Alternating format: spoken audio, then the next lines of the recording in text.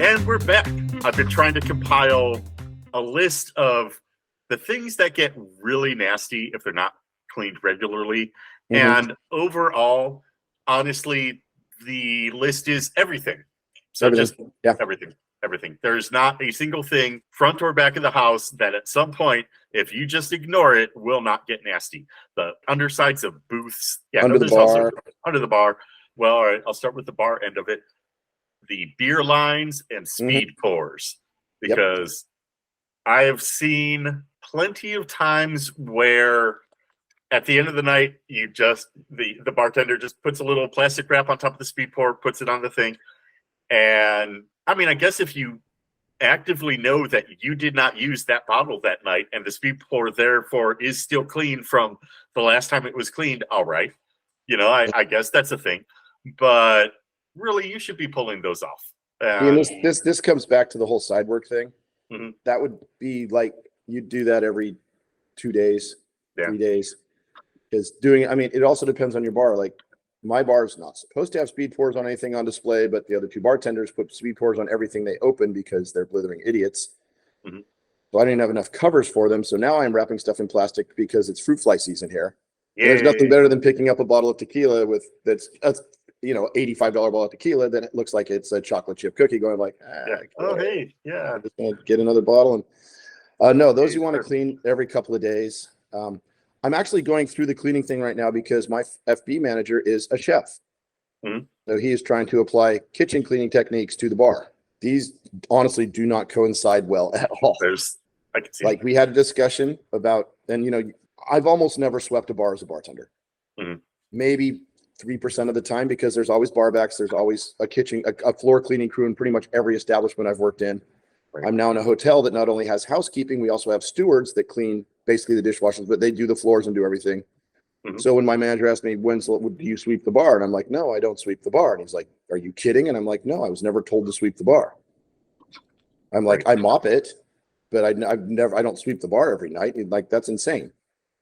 He's like, really? And I'm like, mopping it makes more sense. It's wet when I'm done. Why would I wet sweep a bar?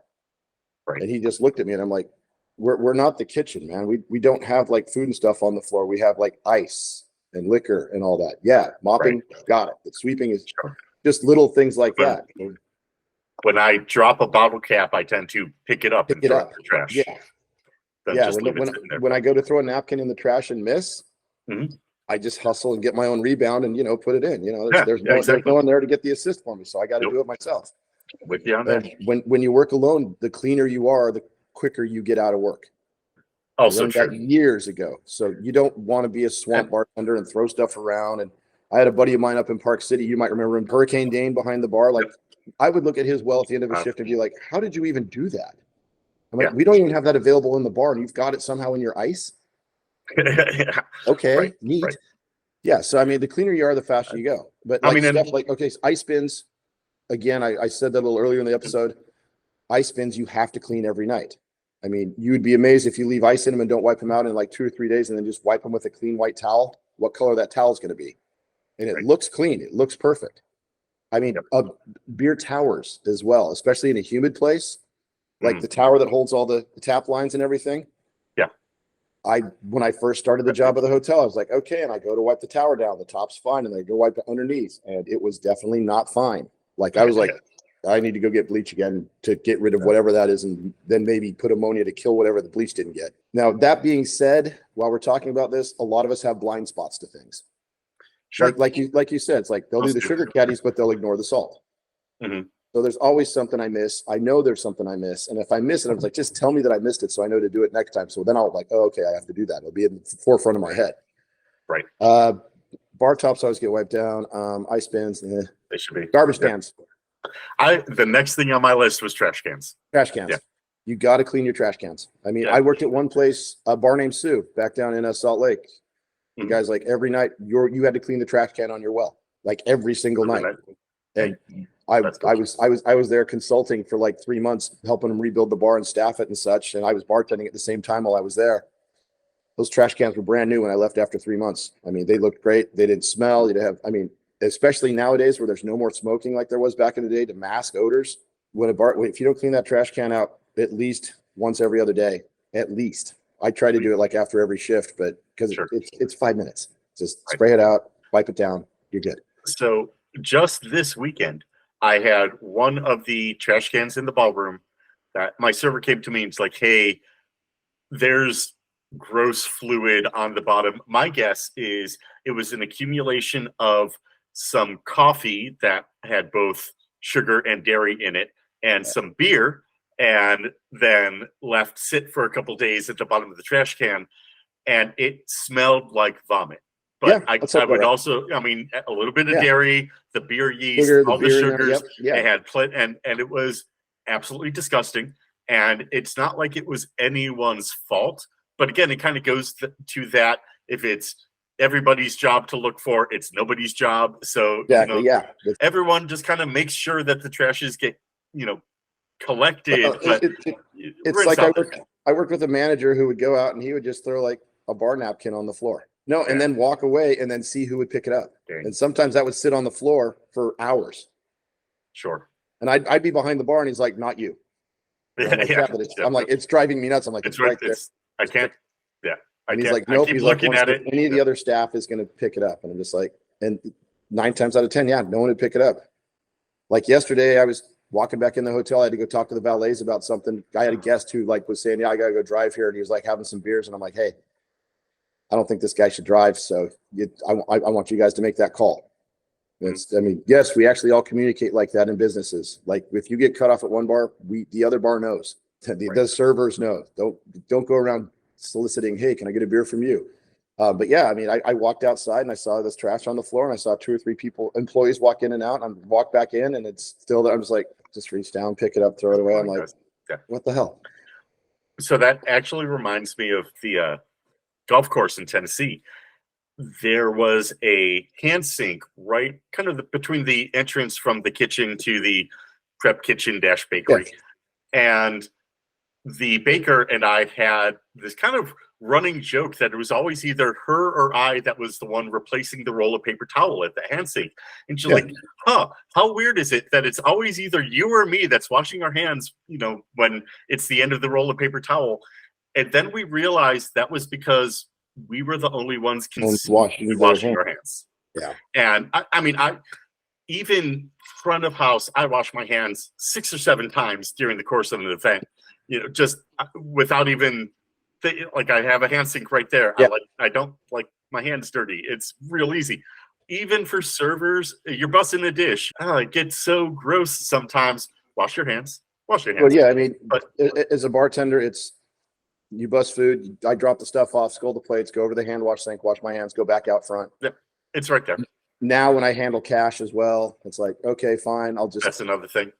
Yeah, I'll just go over, wash them really quickly. I know it's not that dirty, but it's still money's dirty. Again, and I've been guilty of this myself, but on a bar when it's really busy, somebody hands you the 20. Okay, great. And then, oh yeah, here's the lime to garnish it. And you just, it's not like you're going to stop between drinks to wash your hands like that.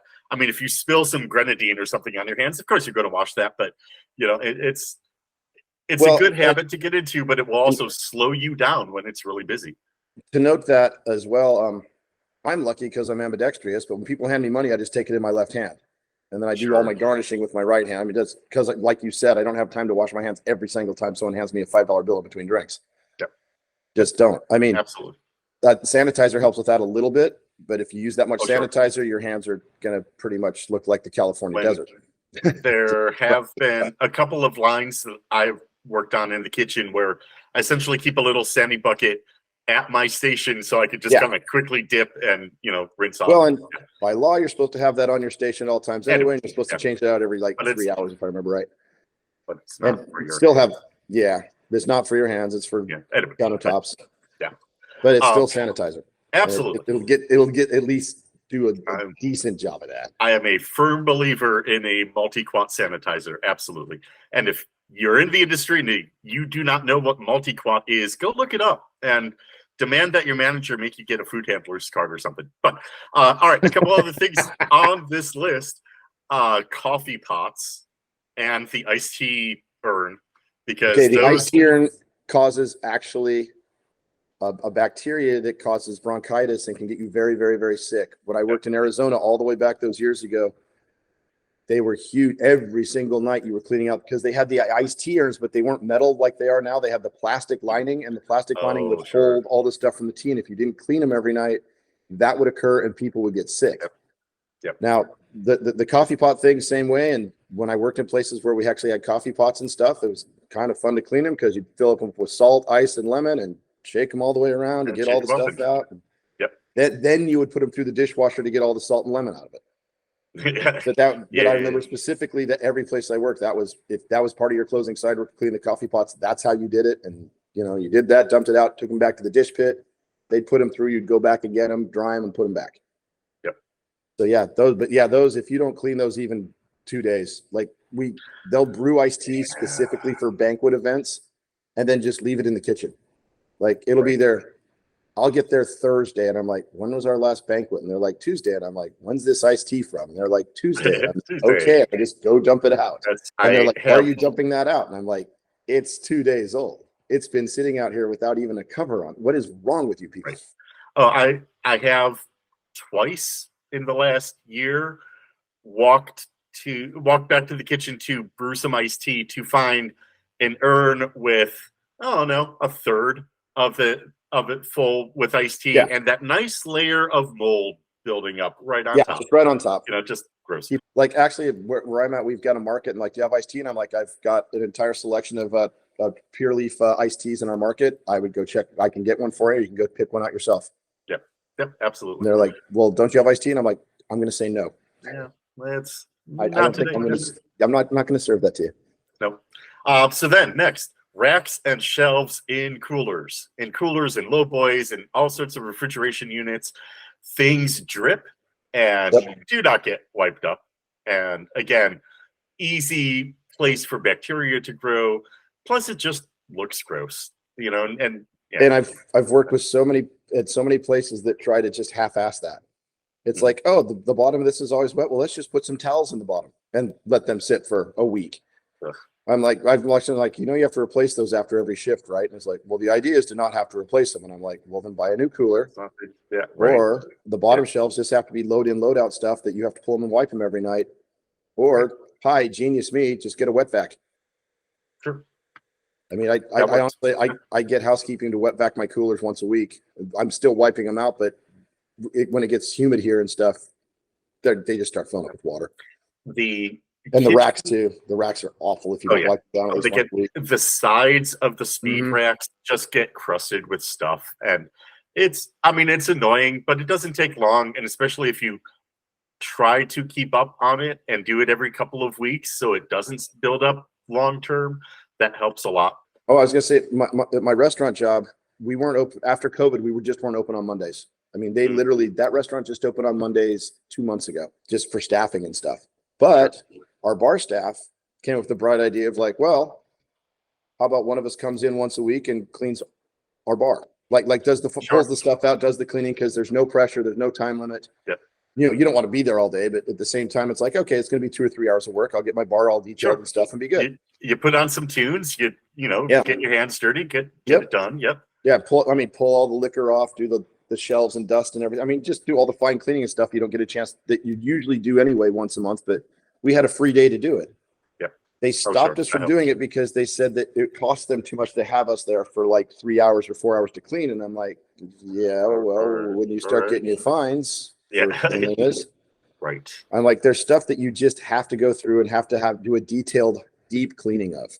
Yep. People don't understand that even if you do it every day or every other day, you still need to go in with like a jet washer and do the floors and just get all the stuff up that you just can't get in the limited amount of time you usually have to do your side work. Most of the kitchens that I've worked in do hire an outside crew to come in for hood and usually oven cleaning.